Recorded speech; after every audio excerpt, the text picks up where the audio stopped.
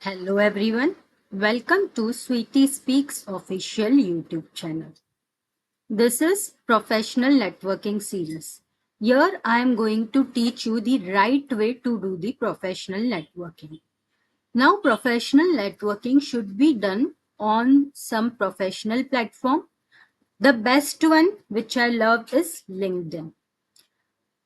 When you are a fresher, it is very important to have a professional network. The main reason is to get referral because you may be very good, you may have a lot of skills, you may be applying to lot of jobs, but unless you have a referral, it becomes very difficult for you to get shortlisted. That is why professional networking is important. One point is to get the referral. Second point is to get some guidance. Right now you are a fresher, you might have an idea what skill sets to work on and all that, but still if you have some queries or some questions and you want them to get answered, person working in the industry can provide you the best advice. That is another main reason for which professional networking is very important. Now a lot of people have complained that they are trying to send connection requests to people in the industry, but no one is accepting. One thing to note down is lot of people might not be active on LinkedIn. Not everyone is active on LinkedIn. Mostly people are active when they are searching for the job. That is the most when people are active. Otherwise, very few people check LinkedIn regularly. Another thing is, even if people check LinkedIn regularly and if you just send a blank request, they will not even know the intent for which you are connecting. That is why my recommendation is whenever you are sending a connection request, you should send a note along with it.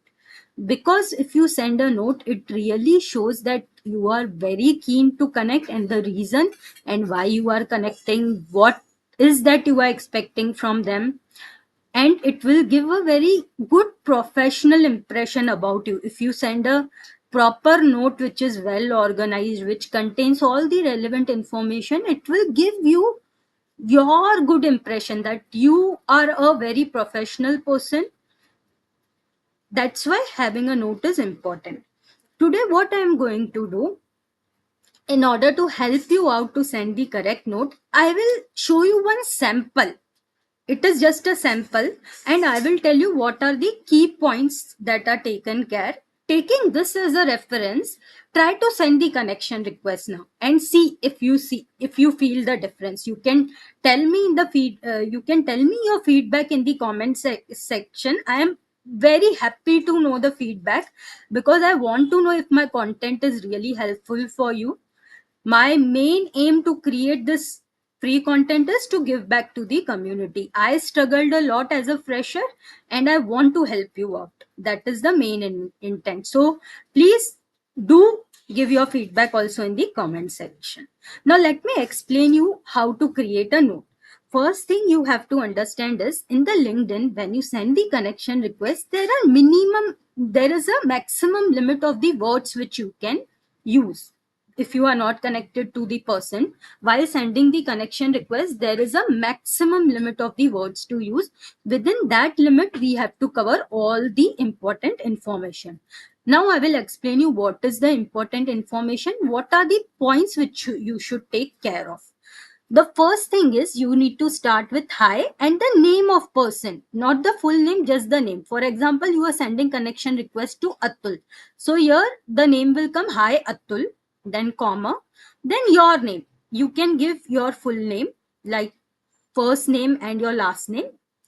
No need to give middle name. So your name will come, and then what is your qualification? Since you are a fresher, you can mention your qualification. If you have completed masters, pursuing masters, or if you are pursuing bachelor's, completed bachelor's, whatever is your educational qualification, please mention it. And then what is your area of interest? For example, this specific person has keen interest in verification only. They want to enter VLSI domain, but only in verification field. That is where the interest lies.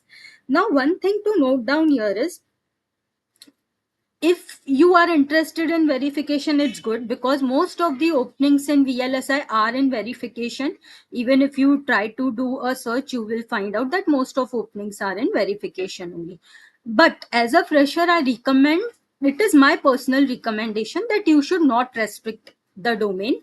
You can enter VLSI through any domain, and within 2 years, if you feel you want to switch from verification to physical design, you can do that. But making an entry in VLSI is the challenge which we need to clear first. Once that is cleared, we will be able to switch, because a lot of organizations also allow you to switch the domain.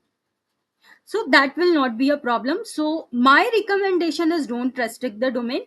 But this person is sure, and since verification is okay, because there are a lot of openings, they can go directly for verification. So the person has specified that they have a keen interest in verification. Now you have to specify your technical skills. One point to note down here is, which I observe with a lot of you, is you can't write too many skills. It's not possible. You should restrict to maximum 5 to 7 topmost skills. For example, you are applying for verification, so some design skills are required, and then whatever relevant to verification. Here, if you see, this person is good in digital electronics and memories is some add-on skill. Digital electronics is one mandatory skill. Now person does know verilog as well as system verilog, but system verilog is an advancement in verilog. You can know system verilog only if you know verilog. So they have skipped verilog, they have just mentioned SV, and then they know UVM, so they have mentioned. In UVM also they know an advanced concept RAL, so they have mentioned. And again in SV they know an advanced concept system verilog assertions, and in scripting they know tickle. So maximum 5 to 7 topmost skills which are relevant for the domain in which you are interested in. So digital electronics memories is related to your design skills. System verilog, UVM, RAL, SVA, these are related to verification, and tickle is a scripting language. Then the projects which you have done, now you can't write the details of the project, because this is just note. That's why I recommend just use the keywords. For example, if you have done project in AXI, cache and DRAM, you can just write, I have done projects on AXI, cache and DRAM, just the keyword. And then if you already found a job ID which is relevant to you in the organization in which the person is currently employed, you can mention it here. Found the job ID, whatever job ID, in the organization, whatever organization name, and then request you to consider me for the position, and then you can attach your resume. If LinkedIn is not allowing you to attach the resume without connection, that is fine. You can say, please accept my connection request, and once they accept, you can share the resume. That is also fine. Now some things to take care is, a lot of people make some grammatical mistakes while composing this note. If you make grammatical mistakes, it will not give a good view about you. So please ensure it is grammatically correct. There are so many apps now to check grammatical mistakes. Even the word will help you.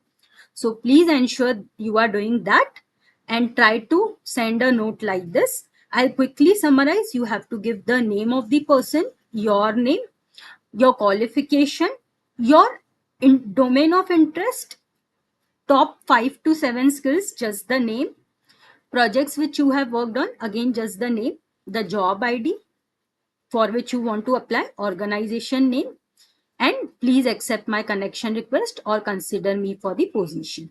And resume, if it is allowing you to attach. Otherwise, you can send it after connection.